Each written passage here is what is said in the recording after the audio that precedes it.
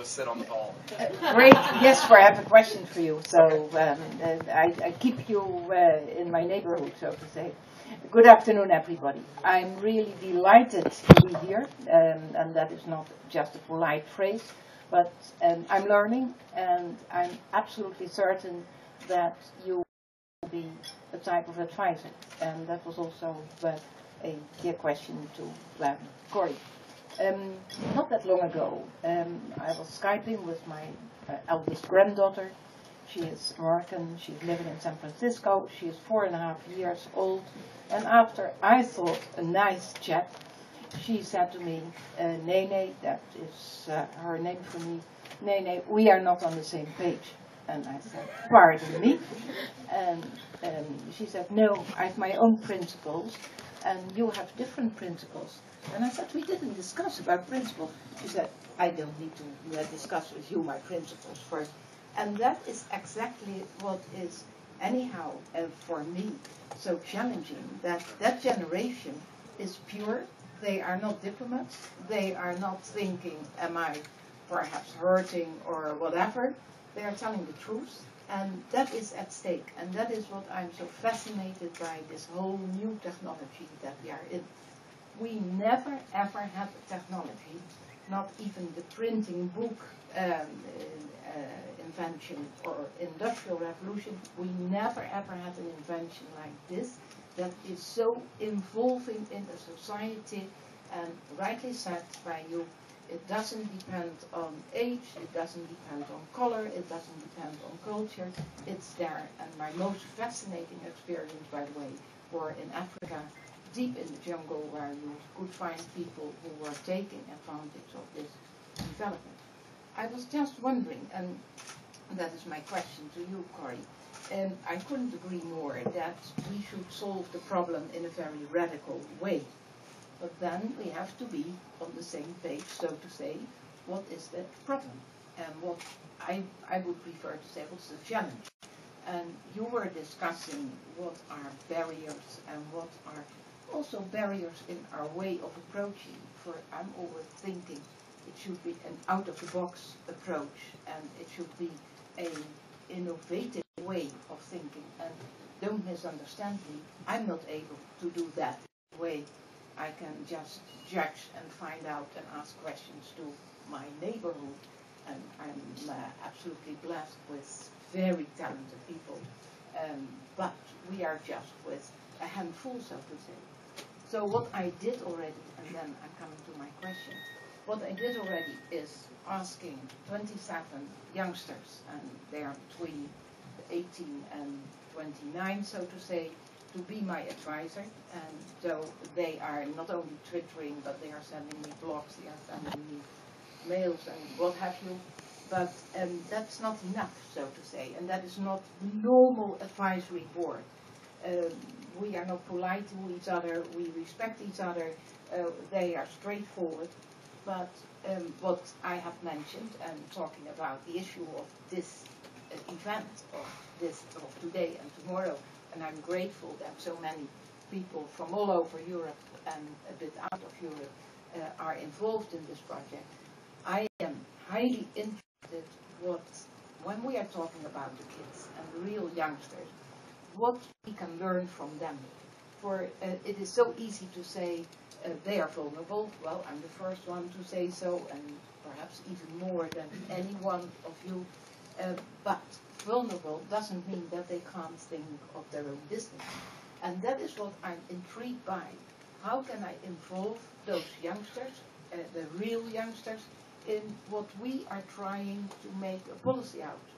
And I do agree, regulation, I'm always asking my people, is it really needed to write down the regulation? Can't we make it in a better way than just talking about the regulation for, and that is just between us, regulation or a directive or name it, takes quite a bit of time in a democracy, and certainly in a democracy between 27 members of a family with different cultures and so on.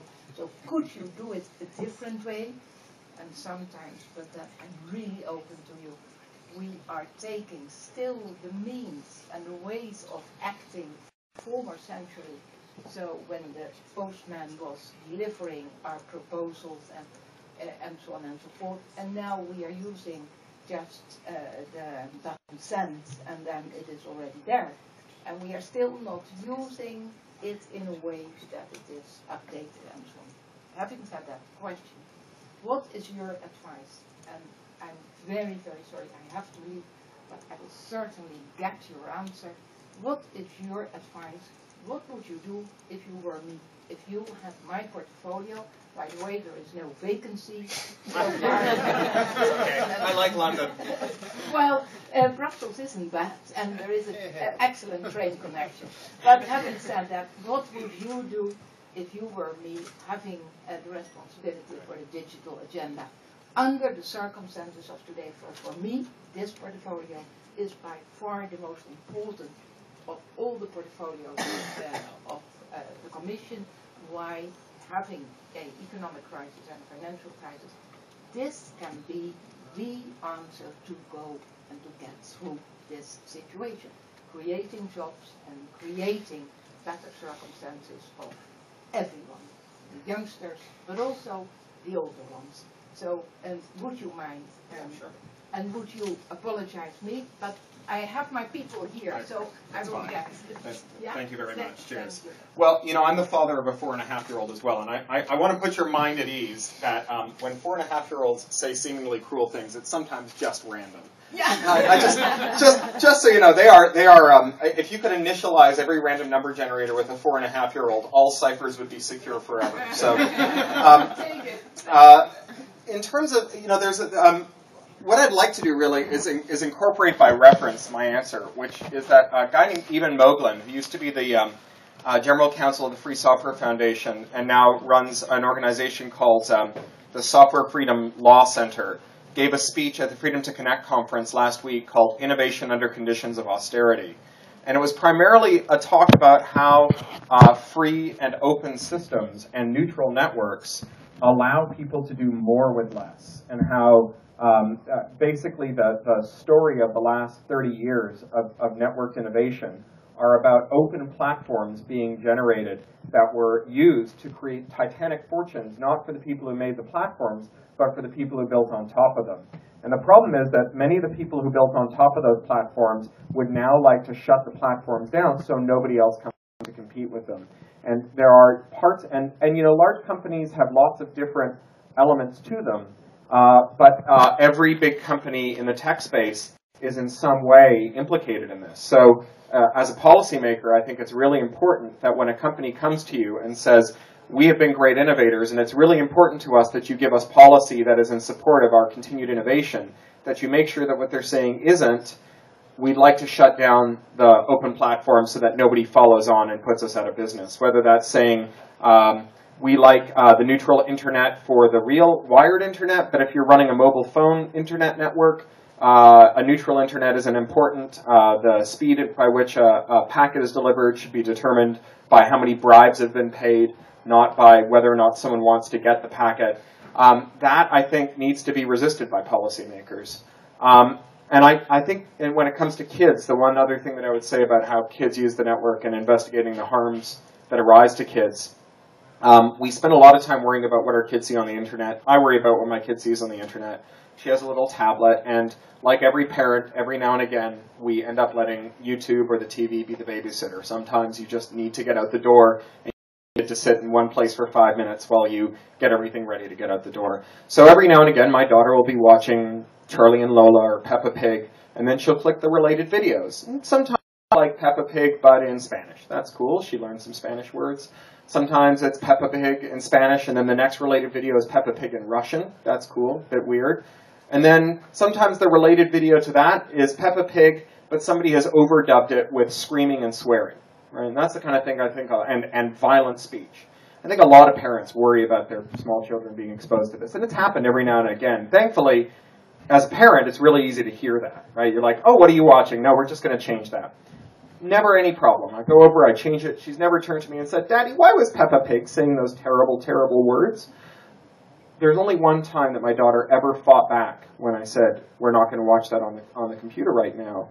And she was clicking, and then she clicked a related video, and then a related video, and then she got a Barbie ad. She's never seen an advertisement before. We don't watch TV. We have some DVDs, but we don't watch TV. She's never seen an ad in her life. And she saw this Barbie ad, and it was a really insidious Barbie ad, one that would never pass the advertising agency in the UK. It was a little girl going through all the Barbie toys she had and just holding them up one at a time and talking about how great they were. Kid about my daughter's age. And I said, we're not going to watch that right now, Posey. And I moved to click away. And she said, no, Daddy, I'm watching this. And I said, no, we don't watch that. And she said, no. And I had to chase her around the house and take the laptop back. And weeks later, she was still saying, Daddy, do you remember that show I saw with the toys? So I've never heard of a parental filter or a control system or a network filter that said, we're going to focus on Barbie ads.